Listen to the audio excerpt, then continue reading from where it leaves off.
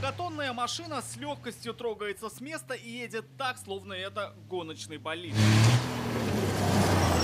КамАЗ-мастер вновь готовится покорить шелковый путь. С 6 и по 15 июля гонщики преодолеют больше 5000 километров из Казани до Москвы, пока они продолжают тренировки на своем полигоне. Чем хороша наша категория грузовиков ралли-рейдах, что у нас встречается все разнообразие трасс, поверхности, которые может нам предоставить планета Земля. Это, скажем, и лесные участки, и грязевые, дюны, камни, бездорожье, где-то броды рек. То есть все разнообразие трасс нужно ездить, уметь быстро и, наверное, быстрее даже наших соперников, чтобы выигрывать.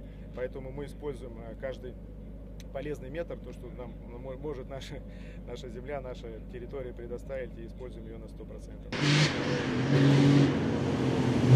Чтобы почувствовать все гоночные испытания, на маршрут вместе с пилотами вышли и журналисты. Мы проехали 15 километров по песчаной трассе и лесополосе. Это очень прям сильно трясет из стороны в сторону, прям, я не знаю, ездить так целыми днями, это просто, прям. Нагрузка колоссальная, но я понимаю, что нас все равно прокатили очень нежно. Находясь внутри, в полной мере ощущается, какой ценой достигаются такие великие победы. Скорость машины 140 км в час, но не по асфальту, а по, казалось бы, непроходимому бездорожью. Но благодаря идеальному вождению и совершенной конструкции едешь словно по волнам, а не по ямам и камням.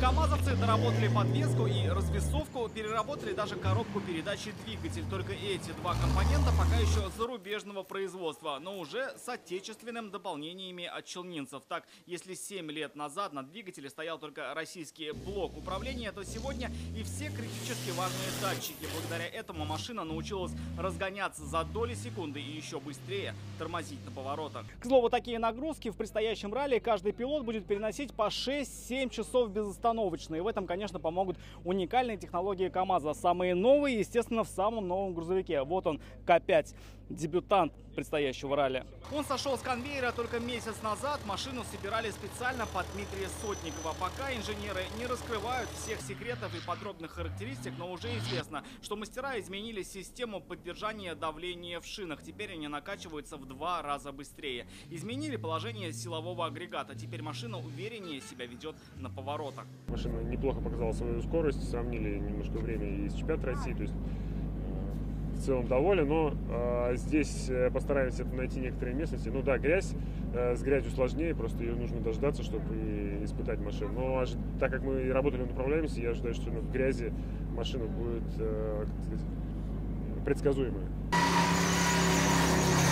В этом году из-за санкций 19-кратные победители Дакара не попали на это международное ралли, но команда не теряла времени даром. Синяя Армада и КамАЗ начали производить детские карты для маленьких пилотов. Юный Данияр уже опробовал новинку. Хочу попробовать. Буду очень стараться туда попасть, на Дакар. Как отмечает Айрат Мардеев, так они поддерживают детский спорт и одновременно выявляют перспективных продолжателей своего дела. Градообразующим предприятием нашего города является КамАЗ, и нам, естественно, очень важно как можно больше иметь детей и подростков, которые будут увлечены именно техническими видами спорта, техническими профессиями, чтобы подготовить кадры для нашего завода, ну и для себя, для нашей команды тоже. Впереди главный российский международный ралли-рейд. Шелковый путь пройдет через 13 регионов. Благо, что просторы Родины у нас большие, ландшафты разнообразные, различные климатические зоны, пояса. И в этом году мы по традиции новый сделали маршрут.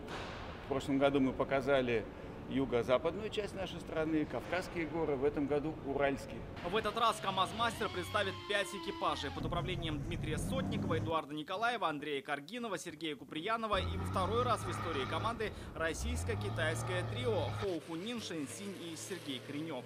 У нас экипажи сильные, которые составят конкуренцию. Вот и надеемся, что будет интересно и зрителям, и болельщикам, и партнерам. Такая будет захватывающая борьба на ралли «Шелковый путь». Старт ралли 6 июля на площади Тысячелетия в Казани. На трассу выйдут гонщики 20 стран. Рамиль Шайдун, Адам Миндубаев, ТНВ, Набережные Челны.